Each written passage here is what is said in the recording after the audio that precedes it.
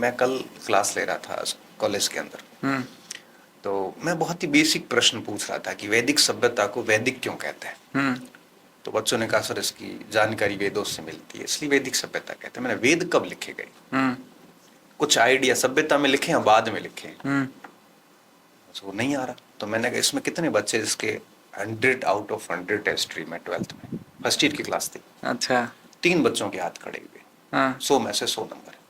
अच्छा फिर मैंने पूछा कि वेद लिखे किस पे गए, तो वे कागज पे। मैंने कहा बेटा कागज तो इसके भी 1000 साल बाद आविष्कार हुआ है।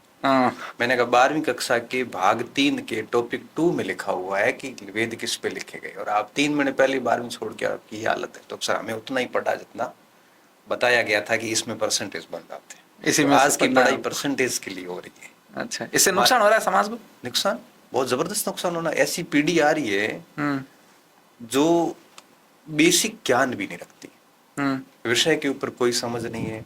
अब मैं बता रहा हूँ जैसे कोचिंग क्लासेस वगैरह में बच्चे आते हैं, कॉलेज में स्टूडेंट आते हैं, बौद्धिक स्तर इतना नहीं है। एक वो आय की असमानता एक टॉपिक चलता है इकोनॉमिक्स में, ऐसा अब शिक्षा की असमानता चलेगा जिसमें एक वर्ग तो बहुत इंटेलिजेंट आ रहा है यूनिवर्सिटीज वगैरह से, अच्छी स्कूल से, और एक वर्ग बहुत कमजोर आ रहा है। ये खाई बढ़ती जा रही है। इसका समाधान क्या है?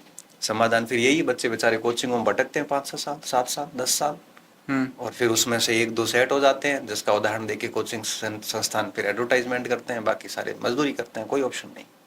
अच्छा भाई गवर्नमेंट की तो लिमिट है पोस्ट की। हाँ वो तो है। और फिर 100 में से एक आधा बच्चा ठीक कर पाएगा। अब 10-12 साल की रही गई कमियों को 1-2 साल में तो कैसे ठीक कर पाएंगे? सही बात है।